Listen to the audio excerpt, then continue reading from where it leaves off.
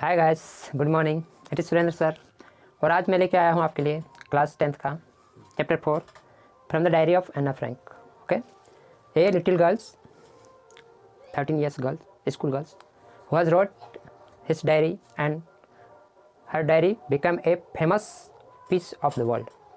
पूरे विश्व में कई भाषाओं में इसके डायरी का ट्रांसलेशन किया गया है ना। उसके बाद बहुत सारे फिल्म बने, टेलीफिल्म बने, बहुत सारे इसका फिर एना फ्रैंक के नाम से एक ऑपेरा भी चला। तो ये इसकी डायरी में ऐसा क्या कुछ था उस समय 1942 में जब सेकेंड वर्ल्ड वार चल रहा था, उस समय की बात है ये, है ना।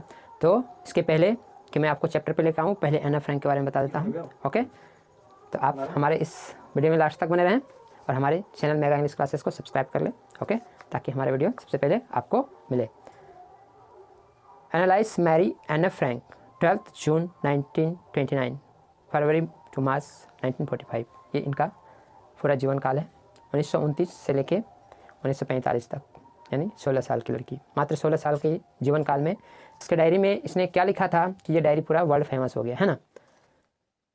was a German born Jewish girl who wrote while in hiding with her family and 4 friends in Amsterdam during the German occupation of the Netherlands in World War II।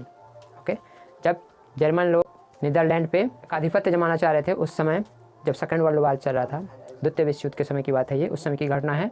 हाँ, तो उस समय ये जॉयस फैमिली, इसके 4 दोस्त छुप के थे कहीं, कहाँ, अमस्टर्डम में, है ना। अमस्टर्डम एक शहर है जर्मनी में। हाँ, आप लोग कभी जाएंगे तो देखेंगे, बहुत खूबसूरत शहर है। Her family had moves to Amsterdam after the Nazis gained power in Germany. और जब जर्मनी में नाजी का पावर आ गया, है ना, आप हिस्ट्री में पढ़ेंगे नाजी पावर क्या होता है ना। तो उस समय क्या हो गया, इसके फैमिली को छुप जाना पड़ा क्योंकि ये जोएस फैमिली से थे और उस फैमिली को वहाँ पे क्या किया जा रहा था, भगाया जा रहा था या मार दिया जा रहा था, ऐसा कुछ था in Germany. But were trapped when the Nazi occupation extend into the Netherland. और जब नाजी का प्रभाव क्षेत्र नीदरलैंड तक पहुँच गया, तब क्या हो गया, as persecution against the Jews population increased. जैसे कि जोएस पॉपुलेशन को वहाँ बढ़ावा नहीं दिया जा रहा था, इसलिए क्या हो रहा था, the family went into hiding in July 1942 in hidden rooms in the father Otto Frank's office building. ये पूरा परिवार कहाँ चला गया, अपने फादर ओटो फ्रैंक के ऑफिस के बिल्डिंग में छुपने चले गए, है ना। तो उसके फादर का जो ऑफिस का बिल्डिंग था वहाँ पे लोग जाके छुप गए। आफ्टर 2 years इन हाइडिंग, और 2 साल छुपने के बाद the group was betrayed and transported to the concentration camp system where Anna died। और उसके बाद इन लोग को एक कंसंट्रेशन मतलब सेंट्रलाइज कैंप में ले जाया गया जहाँ पे एना फ्रैंक डाइड, मतलब वो मर गई, है ना। तो ये मात्र 16 साल की लड़की, इसके पूरे जीवन काल को 16 साल ही मापा गया, लेकिन इसके जो वर्क है वो बहुत ही वाइड है, बहुत ही वास्ट है। तो इसके जीवन काल को नहीं देखिएगा, इसके काम को देखिएगा, इसके डायरी के एक एक पन्ने को देखिएगा तो आपको पता चल जाएगा कि किस कदर का इसमें क्या था, गुण था, है ना। ऑफ टाइफस इन बर्गन बेसलैंड with in days the of her sister Margaret Frank, her father Otto the only survive of the group. और उस ग्रुप में सिर्फ कौन बच गए, इसके फादर, क्या नाम था उसका, ओटो फ्रैंक, है ना। The only survive of the group return to Amsterdam, जो अमस्टर्डम लौट के आए फिर बाद में। After the war ended to find that her diary had been saved. और जब युद्ध समाप्त हुआ, वार एंडेड, जब सेकेंड वर्ल्ड वार समाप्त हुआ, तो क्या पाया गया कि एना फ्रैंक की डायरी बची हुई है, वो कहीं पे छुपा हुआ था, वो मिल गया। ऐसे सभी के घरों में होता है, कुछ पेपर छिपा हुआ रहता है, वो मिल जाता है ना। Convinced that it was a unique record, और ऐसा समझा गया कि ये एक यूनिक रिकॉर्ड था, अनोखा रिकॉर्ड था। इसमें बहुत ऐसी बातें लिखी गई थी जो बाहरी दुनिया में नहीं आ रहा था, है ना।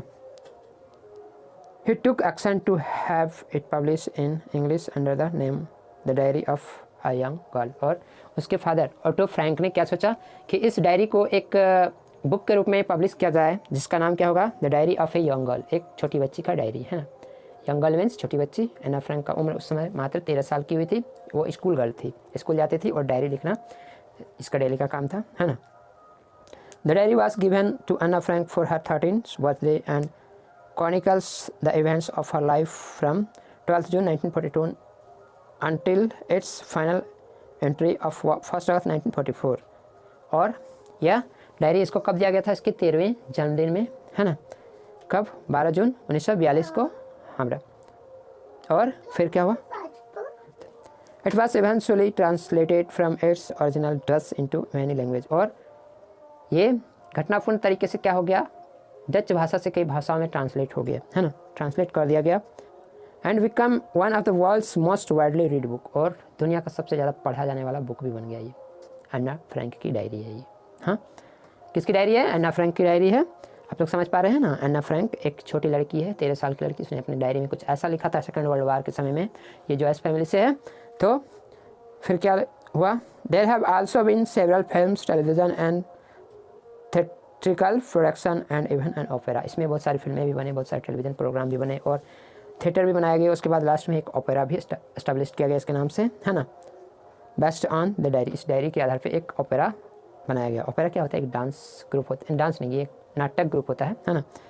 Describing as the work of a mature and sightful mind, the diary provides an intimate examination of daily life under Nazi occupation. और इसमें नाजी ऑक्यूपेशन, नाजी आधिपत्य में लोगों का ज़िंदगी का क्या असर था, वो सारा चीज़ इस डायरी में दिखाया गया। वो डेली लाइफ इसमें।